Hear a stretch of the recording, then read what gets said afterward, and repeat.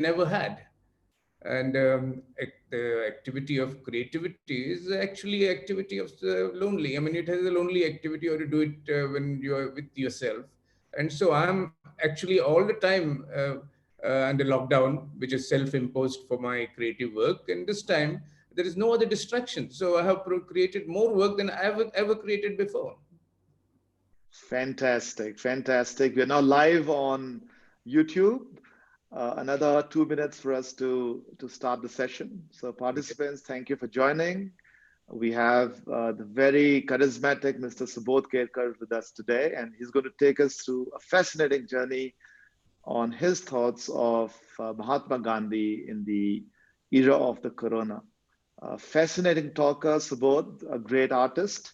But more about that, more about my thoughts about Subodh before we start. So another minute and we'll go live on YouTube. Till then, a small chit chat with Subodh. You were talking about your work, Subodh. I remember when we met in Goa, you spoke about your inspiration from your father. Would you like to talk a bit about that before we go online? Actually, my father was my only teacher, perhaps from the age of 6 to the age of 16. And every day I walked with him for about 2 hours. And that was actually my schooling. That was my education until the age of 16. I was going to schools, but there were some very small village schools. And I think I would say that my father was more or less my only teacher until the age of 16. Yeah. Fantastic. And I think what we're going to hear today is going to be a lot about the influences of your father, I'm sure. So, ladies and gentlemen, good morning. Welcome to the 17th episode of the Yogananda Guru series. Today we have the very charming Mr. Subodh Kerkar with us today. Subodh is a world famous artist. He is one of the best storytellers I've actually known. And he's also the founder and curator of the Museum of Goa in Goa. I'll just, before I hand it over to Subodh, mention one incident over here, one anecdote. Me and Avni, my wife, had little to do. We were exploring Goa and we saw some amazing posters of the Museum of Goa. So we thought, let's go to this place. Let's see, it might have good coffee. So we actually came for that. And when we entered the museum, we were awestruck. So here was just an amazing place, an amazing piece of art, which was speaking about the story of Goa, the story of chilies was something which I first heard Subodh speak about. And what a fascinating place that I was intrigued to reach out to Subodh and had said, tell us more about your art. And we became friends. He took us out for dinner for an amazing meal, kafral chicken, I still remember, and then invited us for a lecture on Gandhi. And that was amongst the most fascinating lectures I've ever had. I think the best lecture I've ever heard, not just on Gandhi, but just the best lecture I've ever heard.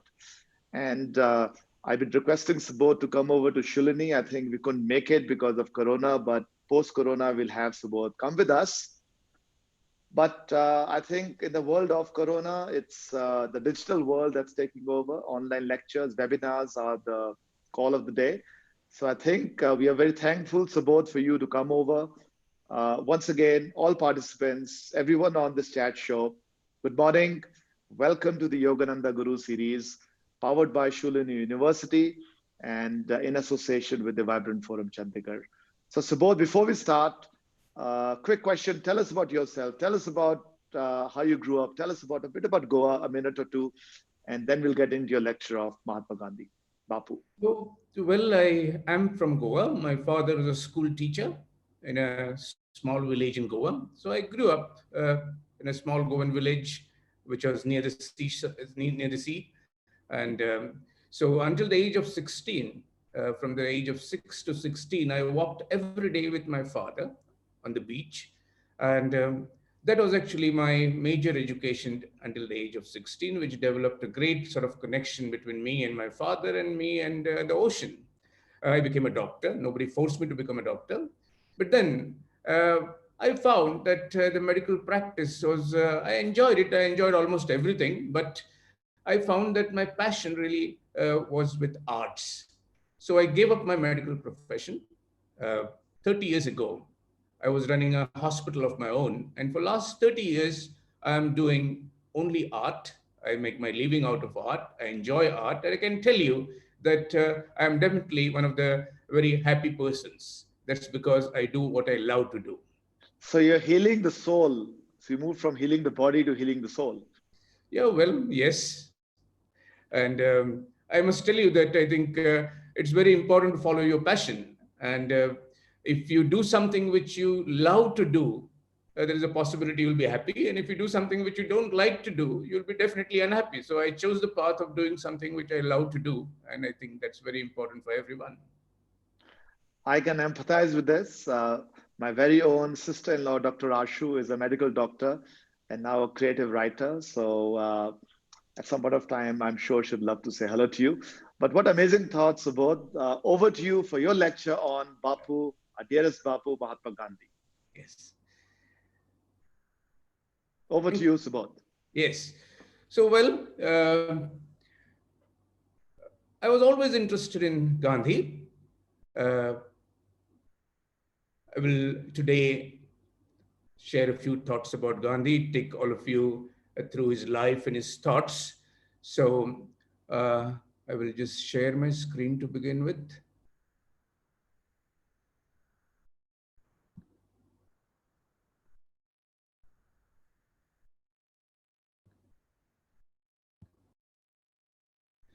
Yeah. So, well, Gandhi, I feel, is one of the most misunderstood, uh, misinterpreted, and misused leader we have during these times. Uh, Gandhi is not very easy to understand. One of the most important criteria for understanding Gandhi is there should be some space for love in your heart, because Gandhi is all about love. And if the heart is full of hate, you cannot understand Gandhi. Today, we find that everybody is using Gandhi for their own political purposes. Even those ideas, those thoughts which were responsible for killing Gandhi, for assassinating Gandhi, and those thoughts which ultimately sort of killed him, the people who follow those thoughts are actually using Gandhi. So it's quite unfortunate that Gandhi has been sort of misused too. Uh, well, I will start with the present world and in what kind of a world we are living today. And I will start with the Corona times. I think the world today is facing the worst crisis perhaps in centuries. We have not seen anything like this in our lifetime. We have seen wars which killed many people, but the wars could be stopped with a treaty. You could do a treaty with your enemy, and the wars could come to an end. There is no way we can do a treaty with the coronavirus. How the world is going to be in the post corona era? Are we going to just go back to square one, go back to business as usual? Or are we going to introspect? Are you going to think about why all this happened? What is the way ahead? Now, I live in Goa. In Goa, when the lockdown happened, for the first few days, we couldn't even get a potato. There's majority of the fields in Goa sort of not cultivated. A lot of fields are not cultivated and depend completely on Karnataka and Maharashtra, other states, for our basic food needs. So we had a very serious problem because nothing was grown locally. Recently, I was in London and I looked at my breakfast table and I started looking at what were the items which were served for this breakfast. And I found that the water came from Italy, the apples on the table were from New Zealand, and the jam was from France, and the plates in which all this was served was Chinese. Now, in this kind of a world, I realized that, okay, there is something wrong here. This is not all right. We are after an economy of growth. We only think in terms of money, in terms of market. In the present world, we are no longer citizens or human beings. We are essentially consumers. And we don't live in neighborhoods We don't live in villages and towns, but we live in markets. The world is becoming a market. The thought appeared to me, if a chairman of a big corporation goes for a holiday in the space, and that's the only place right now which is free of corona safe. So if a chairman of a big corporation goes to the space and looks at the earth, he's not going to say, what a wonderful planet, oh my dear earth. He's going to say, my market. So the world has been converted into a market. In 1908, Mahatma Gandhi was traveling from London to South Africa in 1908 on a ship. And on that ship, he wrote a small book, which is called Hind Swaraj, written in Gujarati. He wrote the whole book within 9 days.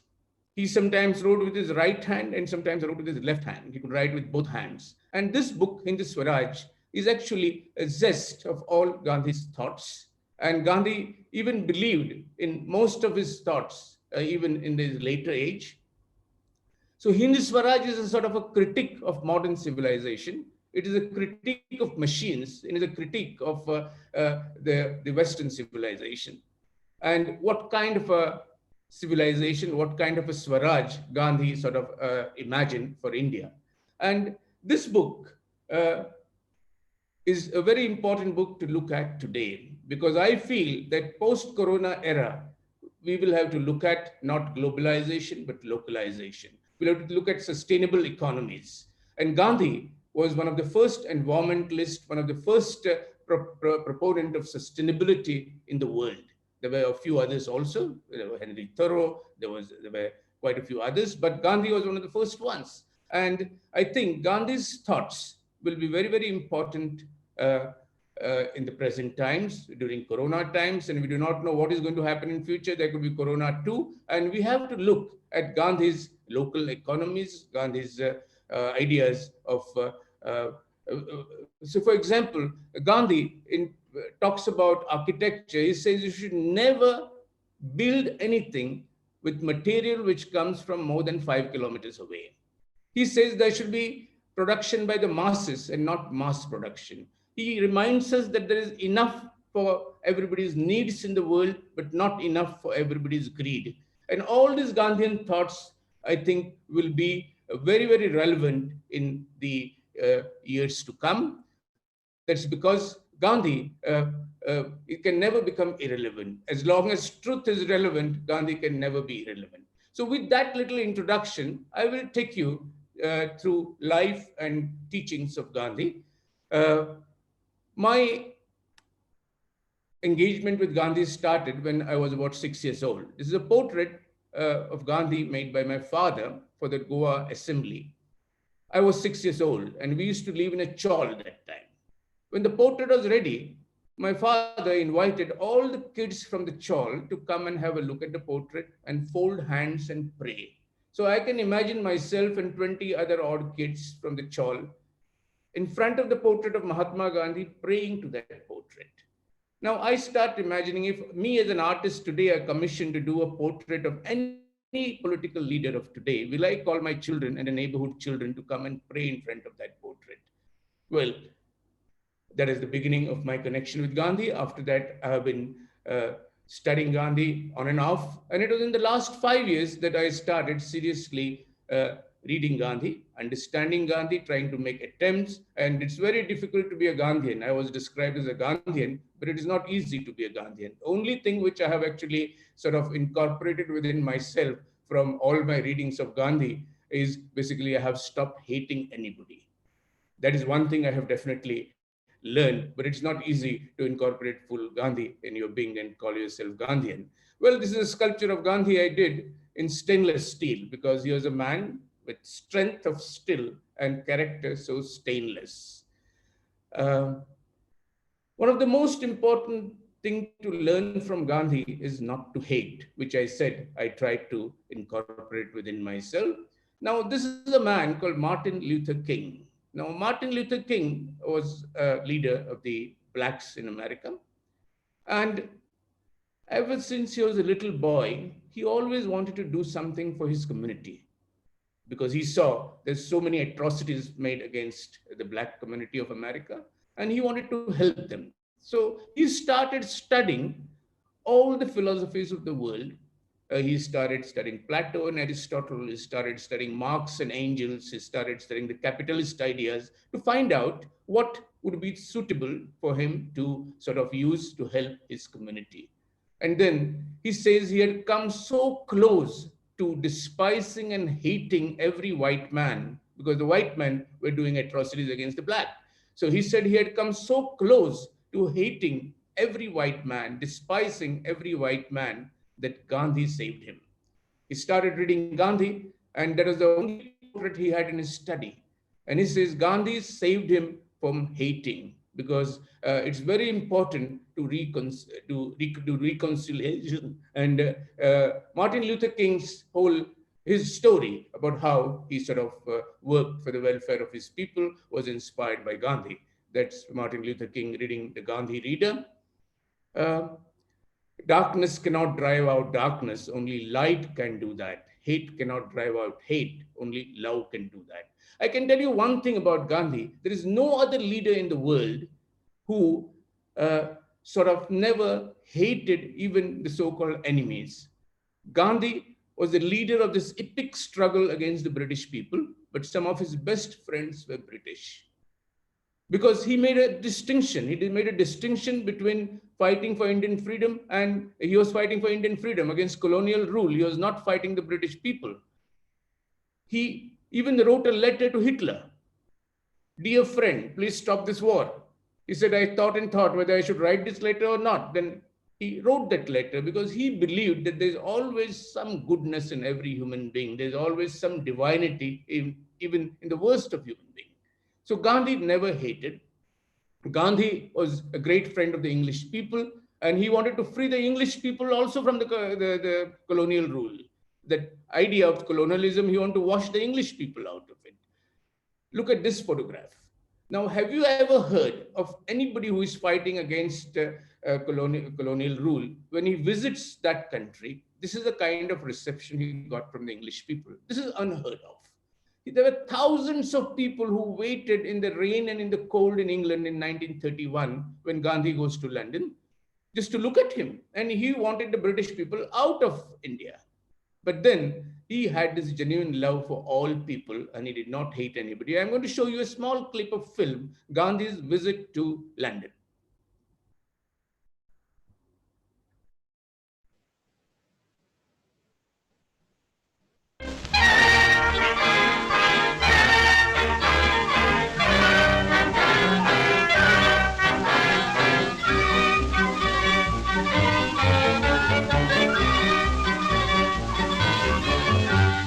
Here he is at last, the mystery man of India. Our first glimpse as the Rajputana came alongside at Marseille.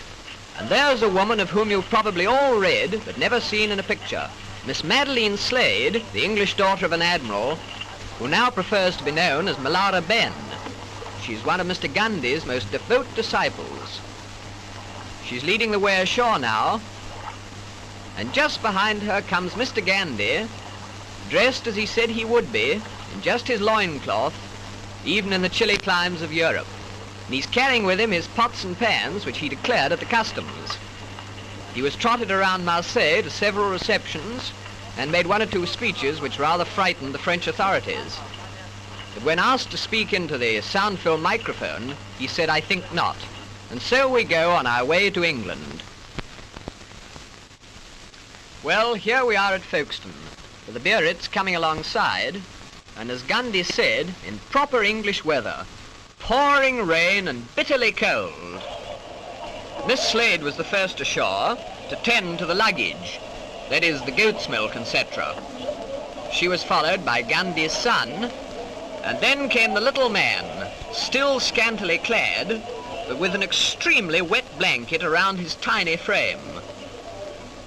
I'm sure he must have been frozen. We were in thick overcoats. He picked his way through the puddles along the quay side, and he was wearing sandals, by the way, to the waiting motor car, for he decided that he'd rather go up to London by road. He insisted on sitting up in the front seat with the driver. He said that he could see better that way. So he tucked himself in and so off to London, whilst his followers went by the boat train. In town, quite a lot of people had waited in the pouring rain outside the Friends Meeting House on the Euston Road to see what he really looked like. But at first they were quite disappointed because he went in the back way. But shortly afterwards he left by the front way. And then they really did see quite a lot of him, even his knees.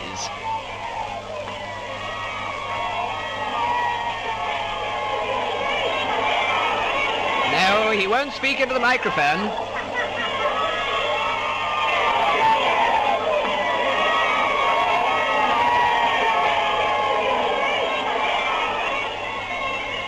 And so to his poplar home, where we leave this bizarre little man, whose coming has caused so much comment, complete with loincloth, spinning wheel and goat's milk, feeling sure that he cannot complain of his reception or the publicity he has received, from which, by the way, we always understood that he shrank.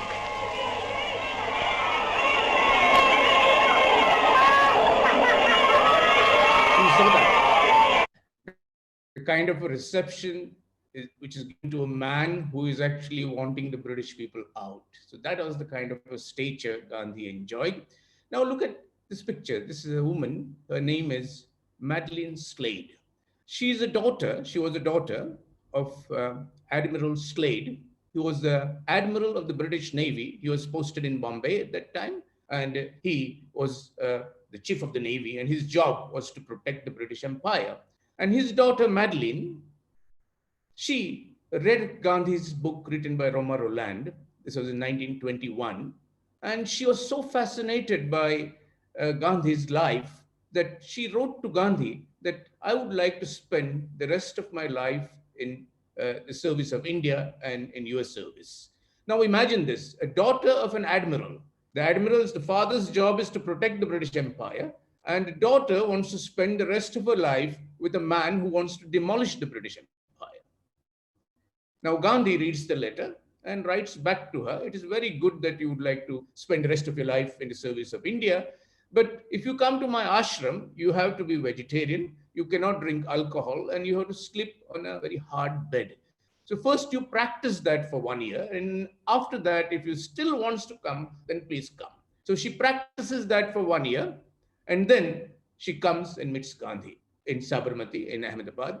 She falls on his feet and Gandhi lifts her up and he says, from now on, you are my daughter and you will be called Miraben. And that is Miraben. She shaves her head and she spends many, many years in the service of Gandhi and in the service of India. Now, this is the kind of inspiration Gandhi was. Even the daughter of the British admiral comes and joins him. So here she goes with Gandhi. You must have seen now in the film which I showed in 1931 when Gandhi goes to London for the round table conference, the second round. And she's arranging all the meetings for him. And then they meet Roma Rolland, who actually wrote one of the first biographies of Gandhi, which she had read. Roma Rolland is a French scholar, a playwright, and an intellectual, and he wrote a book on Gandhi in 1921 already. And he was a Nobel laureate. So Nobel laureate felt it fit to write a book on Gandhi. They never met, but he studied Gandhi's life and wrote a book on him, which Madeline Slade had read, which made her come and spend her life with Gandhi. So here, there's a meeting which happened in Switzerland where he's to live. This was on the way back when Gandhi went to London. Well, I have been working with Gandhi for many years now, and I do many different things. I create works connected with Gandhi. I give talks on Gandhi, and I also collect works by other artists and encourage them to do work on Gandhi. So I made many friends. Amongst them was Gandhi's grandson, Rajmohan Gandhi, and many others. And they sort of connected me with all the major Gandhi museums and the directors of the Gandhi Museum. So I went to Delhi, and the director of the museum welcomed me, and he knew that I was an ex-doctor. So as soon as I sat down in his office, he opened a cupboard and gave me a file. That was the original medical file of Mahatma Gandhi. I looked at it and I was fascinated. There were many blood reports and all other reports in this file, and there were 3 electric cardiograms of Gandhi. This one here was taken in 1937 in Calcutta. So I took a photograph of the cardiogram and I decided, as an artist, what can I do? I'm an artist and I'm a doctor. So I decided to create a work. I converted Gandhi's cardiogram into Gandhi's heart sounds, because any graph can be converted into sound. And if you convert Gandhi's cardiogram into sound, those are Gandhi's heart sounds. So what you are about to listen are Gandhi's heart sounds. I do not know how, yes, you can hear them.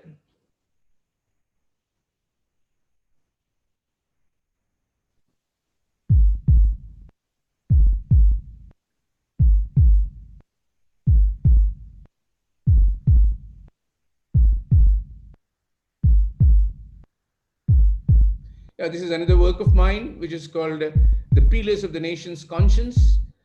These are, if you see in between the pillars, you will see Mahatma Gandhi.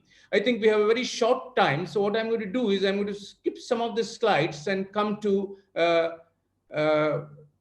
some of the important parts. You can take 10 minutes extra, Subodh. I think it's so interesting. Yeah, but I think what I will do is I will come to the main portion, because I sort of drifted. So these are some of the cartoons on Gandhi. Here Gandhi shown as Rama, the British as Ravana, and Nehru as Hanuman. This is Gandhi as Krishna. This is works done by one of my friends called Madhu from Kerala. I really love them. Yeah. Gandhi wrote 50,000 pages, and he almost answered every letter he received. So I had a sculpture of Gandhi clicked with the post box. There is the death of Gandhi. And when Gandhi was killed in 1948, in Maharashtra, the Ganesha celebration is a very major celebration. So Lal Bagh Raja is a very major Ganesh celebration. So they made a sculpture of Gandhi as Ganesha. This is Gandhi as Pieta, Gandhi with Bharat Mata. The King of England actually bowing down to Gandhi. Gandhi, of course, would never do that, but the artist feels that Gandhi is the king and the King of England is bowing down. Gandhi is very much in the popular memory even today. This is a new work by an artist. Gandhi is superhero. This is Alfred Nobel. He never got a Nobel Prize, Gandhi, but there's a coin where one side is Alfred Nobel, other side is Mahatma Gandhi. Gandhi rings, Gandhi salt and pepper shakers. This is not a whiskey thing. This is a torch. Now, fascist. This is made in Germany in 1930s. 1930s, the fascist Germany makes a torch with a picture of Gandhi. Gandhi perfume bottles, Gandhi pipes, Gandhi cigarette cases.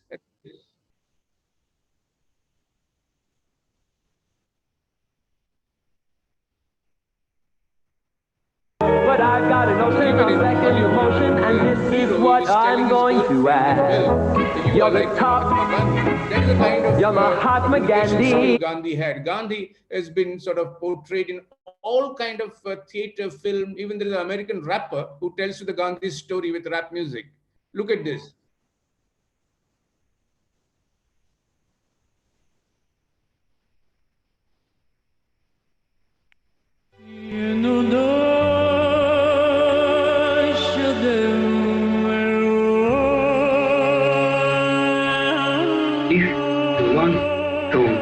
To give him a message, it must be a message of love. It must be a message of truth. I want to capture your heart. Let your heart clap in unison with what I am saying. I shall finish my work. A friend asked yesterday, did I believe in one word? How can I possibly do other? Of course, I believe in one word.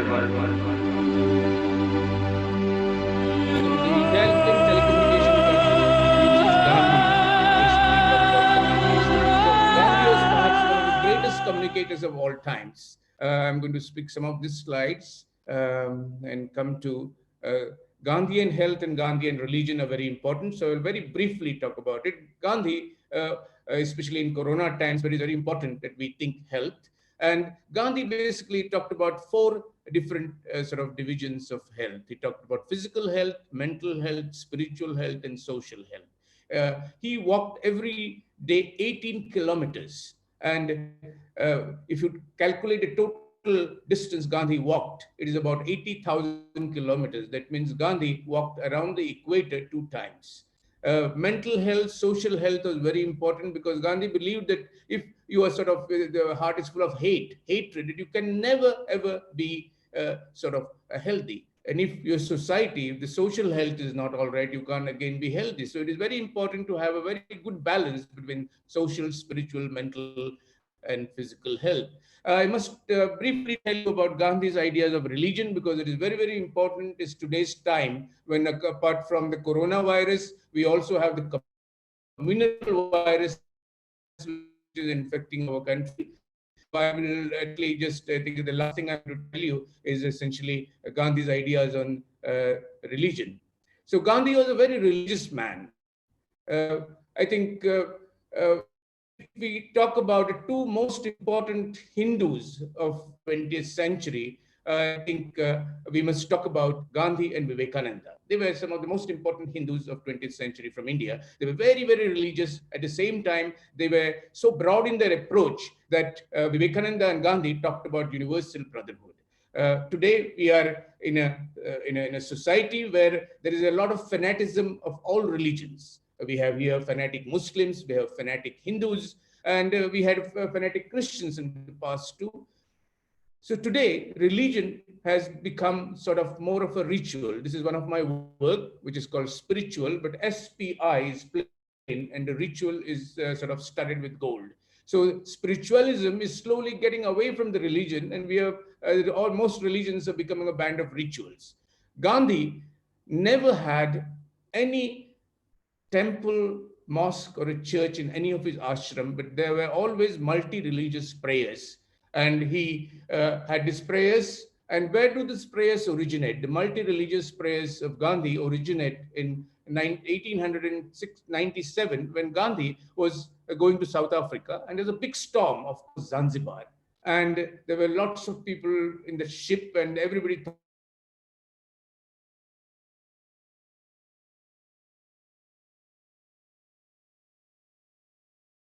Gandhi was praying to Jesus Christ. And Muslims were praying to Jesus Christ, the Hindus were praying to Shiva and Ganesha, and the Muslims were praying to Allah. But the sounds were different, but the spirit was the same. And that gave him the idea of doing a multi-religious prayer in all his ashrams.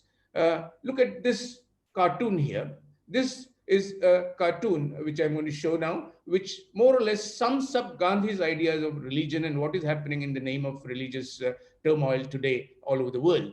Is this a rabbit or a duck? If you see from this side, it's a rabbit. If you see from this side, it's a duck. And what is happening in the world is this: there can be no peace until they renounce the rabbit god and accept our duck god.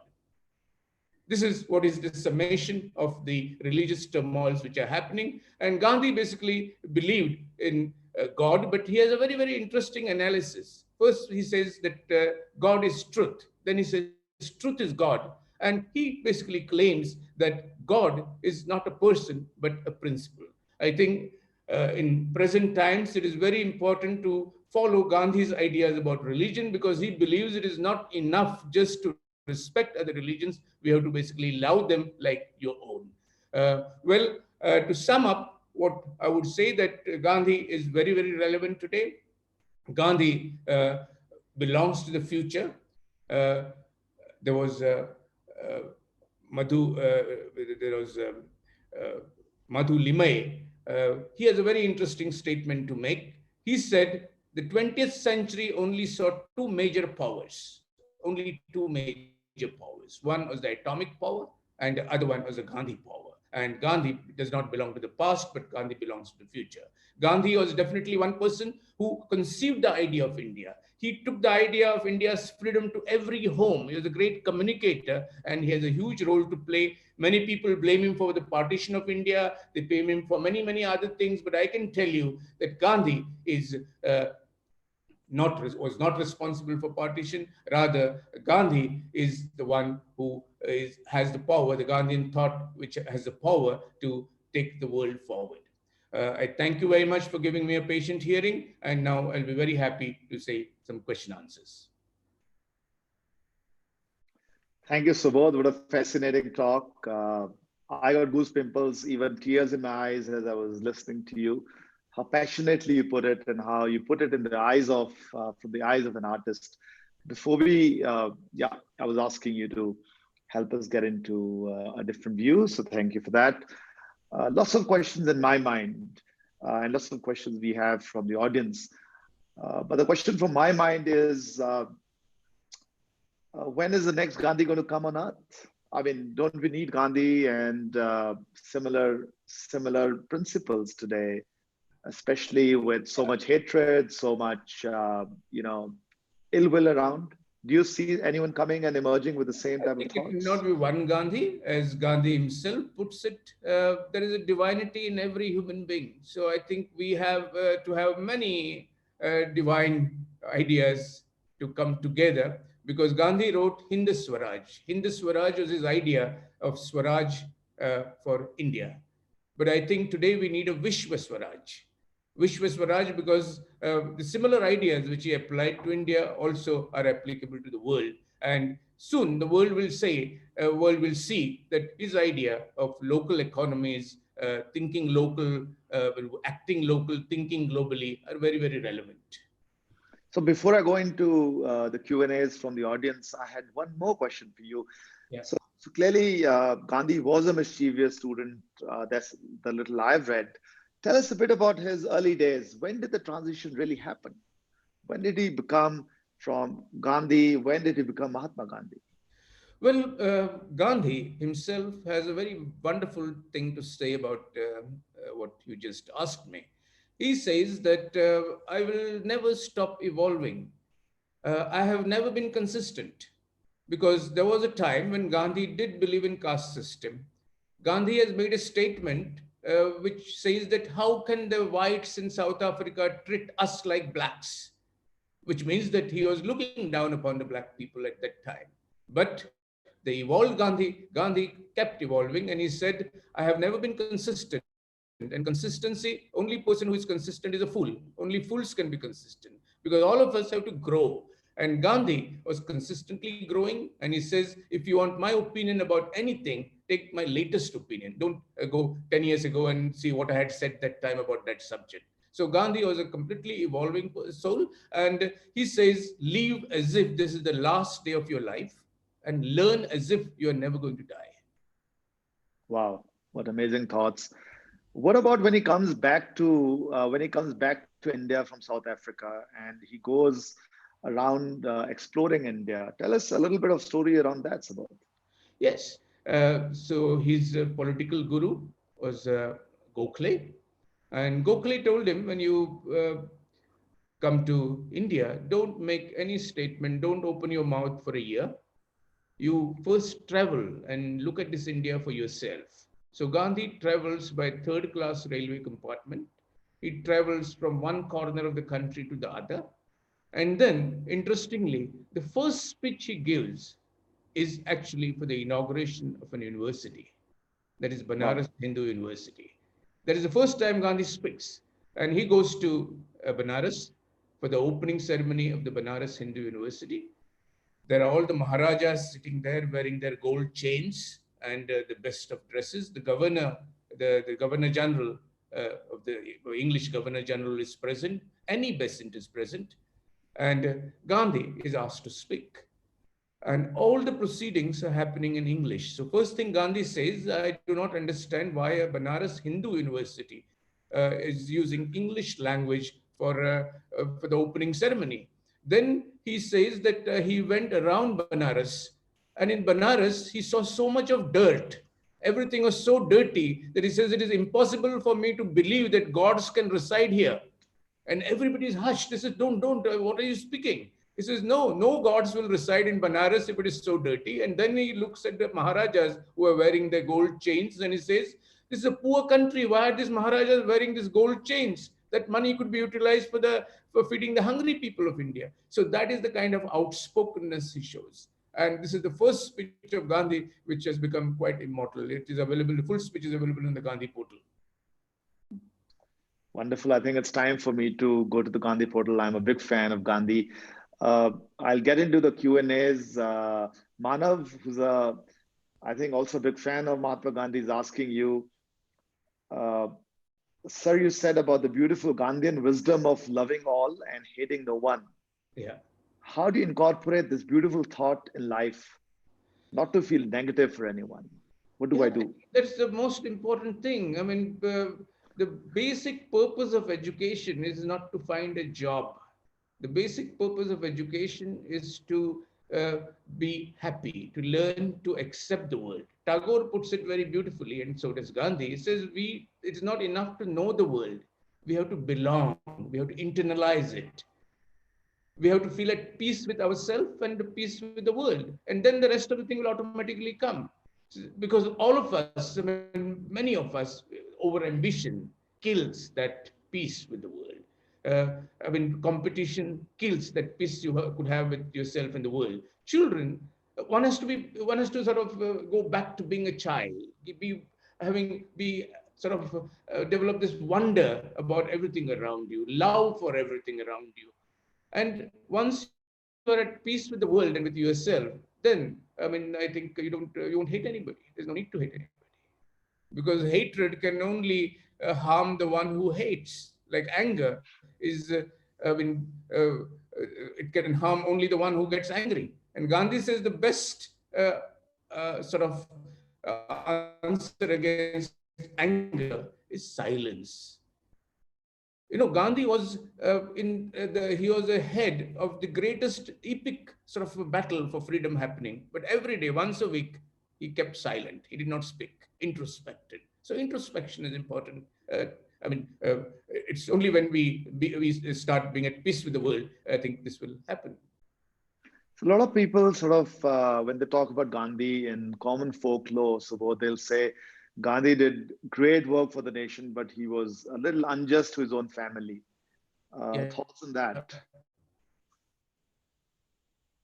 Yeah, well, I mean, forget Gandhi. If you look at ourselves, and if you look at our family, our children, there are always ups and downs in relationships. So Gandhi was, I mean, one of his sons was very angry with him, and because he was given Gandhi was given some money to give a scholarship to a few students to go and study in England.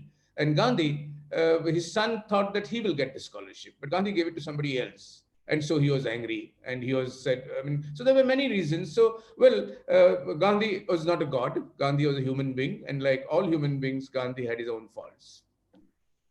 So amazing. Lots of movies made on Gandhi, of course, Richard Attenborough's Gandhi, and then Munna Bhai Yes. portraying Gandhi. So there's a question over here from Catch 222, not writing his or her name, but asking, what do you think about the popularization of Gandhi either through Bollywood or Hollywood? I think Gandhi's thought needs to be taken to everybody through all kind of channels. It is important that his autobiography is actually the best book to read to understand Gandhi. And I mean, there are more biographies written about Gandhi than anybody else perhaps in the world. And so all means should be tried, and that's what I am doing, because I am so very convinced that the Gandhian way is the right way. You can't he's not a god for me. I mean, I can't follow everything he said. But the zest of Gandhi is truth, non-violence. These are sort of eternal values. They will, I mean, non-violence, many people feel non-violence is nonsense. It can never happen that way, because we all survive. We have all lived because of non-violence. For example, look at this Corona times. We see so much of goodness from coming out of people. People are helping other people. So history of the world is only about some wars which happen in between the times of peace. Usually, when you read history, the history is about wars. History is not about good times and peaceful times and non-violent times. So anyway, I'm deviating from the question a little bit. So my answer to that question is, I think all kind of ways should be followed to propagate Gandhi. I think it's so true. And a relevant and probably a related question here is, some of us have read the book, My Experiments with Truth, which is his autobiography. But if we have to read a biography, we have to read something which is beyond what Mahatma talks about himself. One book which is your favorite, which is the best biography you think, Subodh? Oh, well, there are many, many which I have read, and each one has its own interest. But the latest one which I read, which is still lingering in my mind, is called Good Boatman. The Good Boatman is by his grandson, Rajmohan Gandhi, and it gives you wonderful insight into Gandhi. And some of the stories which he narrates were sort of, I had not read them before. They're memory. So I think Rajmohan Gandhi is his grandson. He is a teacher, he's a professor in America, and he has written this book called The Good Boatman. Yeah. We are losing you a little, Subodh. I think the network is giving a little bit of trouble. So let me keep posing questions to you. Ankita Verma is asking you, so a lot of people have misunderstood Gandhi. So what do you want to say to such people? What's your message to the people who misunderstand Gandhi? Yeah, because the usual misunderstanding of Gandhi is very simple. One thing that Gandhi was responsible for partition. Gandhi had misused women. Gandhi was a casteist. Gandhi was the idea of non-violence is for the weak, not for the strong. How can you? But then all these ideas, I think the best way to sort of understand Gandhi is read his autobiography. I would say they should, first of all, for anything, and not just for Gandhi, for if we need to learn anything, the first thing we need to do is put our head in the washing machine and wash it. Because if it is already stuffed with many things, there is no space for new ideas. Many a times, the brains of most people are stuffed with already preformed notions. Once you have a preformed notion, it is very difficult to get rid of it. So, to understand any new subject which you are not aware of, it is important to clean up your brain first, wash it, and then read afresh. This is true about everything, not just about Gandhi. So we'll switch a little from Mahatma Gandhi to a little bit to Subodh Kerkar. And there's a question over here from Manav. And he's saying that your life is very inspiring. But tell us an event in your life that inspired you to follow your passion in arts. Yeah. Was there one event or was it multiple events that made that happen? No, it was sort of fairly smooth. See, when I was 18 years old, like every 18-year-old, I wanted to become everybody. I was not very sure what I wanted to become. I was only sure what I don't want to become. I didn't want to become a priest. I didn't want to become a shopkeeper. I didn't want to become a soldier. I didn't want to become a mafia don. And I could not become a musician because I was not good at singing and I was aware of it. So, except these five things, I wanted to be a writer, scientist, a doctor, an engineer, an architect. And then luckily, I was seventh in the board.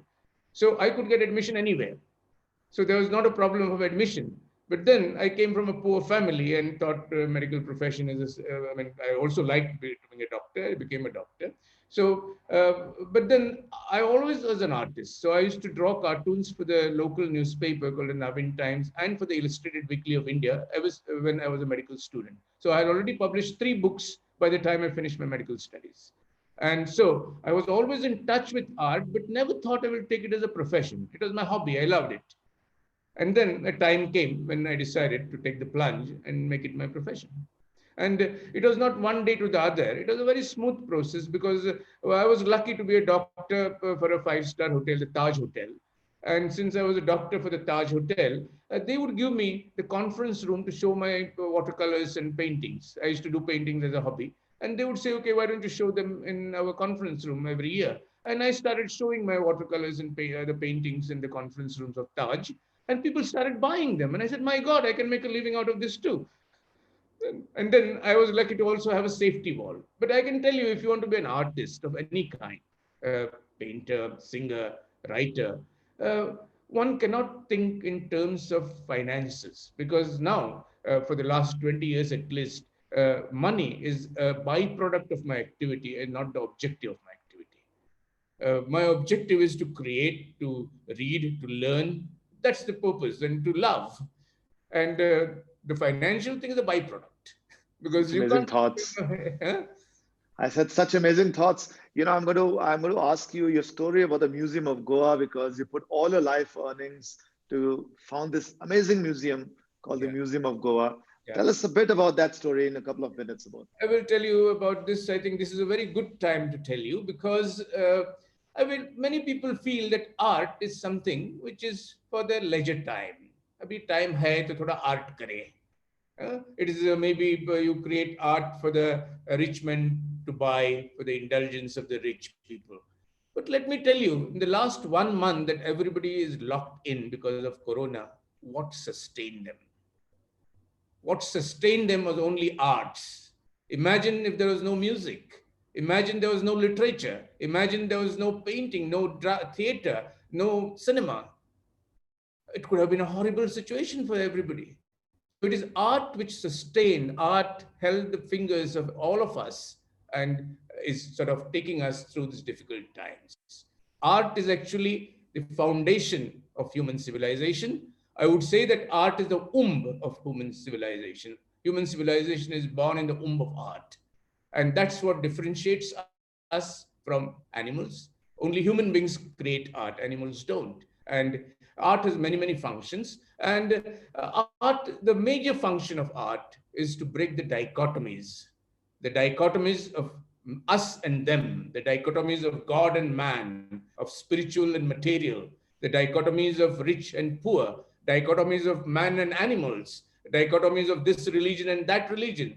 So art basically holds your finger and takes you to that area where there are no dichotomies. There's a wonderful poem by Rumi. It says there is a field of the right and there's a field of the wrong, and beyond that field is another field. Let us meet there. So art helps you to reach that field, which is beyond the right and beyond the wrong. That's because there are many interpretations of art.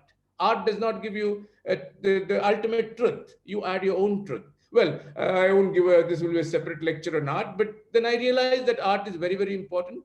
And unfortunately, in India, a very small percentage of population has the opportunity to connect with art. We are a population of 1.3 billion, but not more than 1 lakh people connect with contemporary art.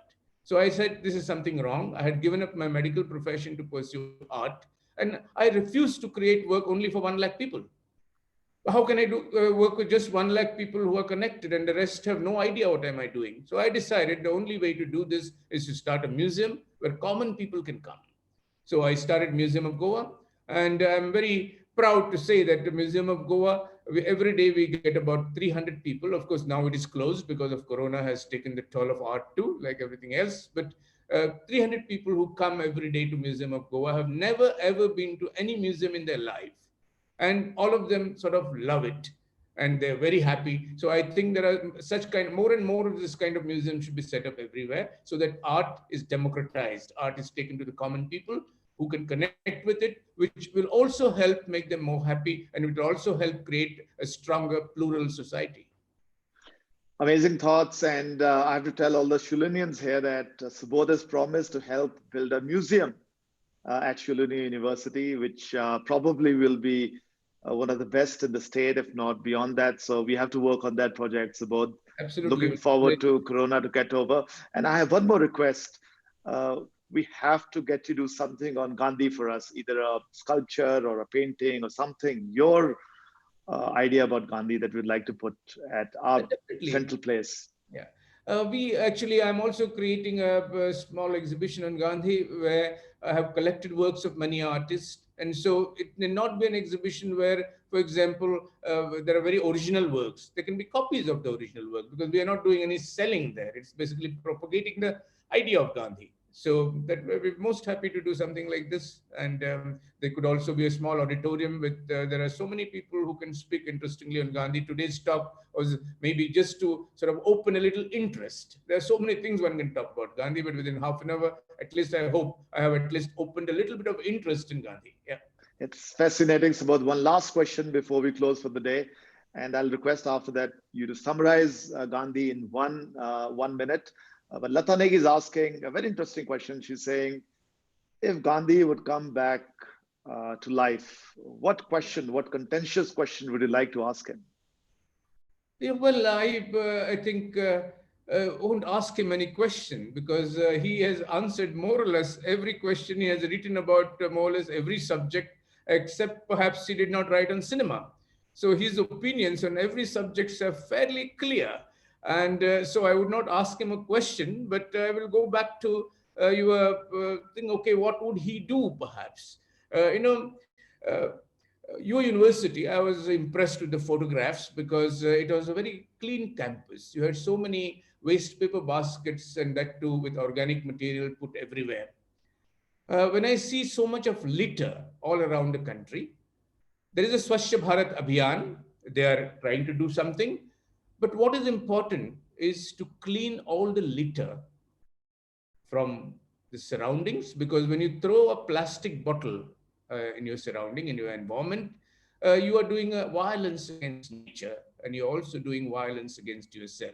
When you throw a little plastic wrapper after eating chocolate or toffee or anything, it's a violence against Mother Nature. And I think Gandhi would start an anti-litter satyagraha, and his anti-litter satyagraha will be much broader than the Swachh Bharat Abhiyan, because he will basically talk about not littering the surrounding and not littering your mind. And it is very important that we get out the litter, the hatred, and the anger from our brains. That is also a garbage. That's also a litter in your mind. And that's the answer, because you cannot bring about a revolution very quickly by passing rules and something. It has to happen internally. Everybody has to realize, and Gandhi to a large extent succeeded in his lifetime because he inspired so many people during his lifetime. So that's what Gandhi would do. Fantastic. Last one line on Gandhi that you want to tell us, Subodh. Yeah, if I were to tell one line on Gandhi, I would say ahimsa.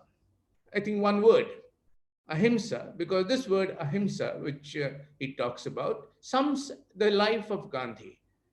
Because ahimsa means not hating, to love, and everything incorporates. And ahimsa is a word from also the Hindu scriptures and the Buddhist scriptures and the Jain scriptures. And that's the word which Gandhi followed, ahimsa, in the whole being. And if you practice ahimsa, I think you will become sort of at peace with yourself and with the world. What an amazing talk, Subodh. I wish we had more time. I so wanted to go through the whole thing. Absolutely fascinating. Probably we'll request you to come live again. We know you're very, very busy and you took out time from a very busy schedule. So thank you very much on behalf of everyone from Shoolini. We thank you. Luckily, we have recorded you with this world of technology. So your speech is also now available with us for every lecture that we sort of start. I'm going to use this not just with my science students, but others to sort of demonstrate to them what exciting work that can be done, how careers can transform from medicine to others, but definitely the message of Gandhi. Once again, thank you, audience. Thank you, participants. You've been a wonderful audience. You've been asking so many questions. So thank you so much for participating. Once again, we'll see you tomorrow, 11:30 at the Yogananda Guru series. And Subodh sir, we have to get you back again. Hopefully I can convince you for that. Thank you.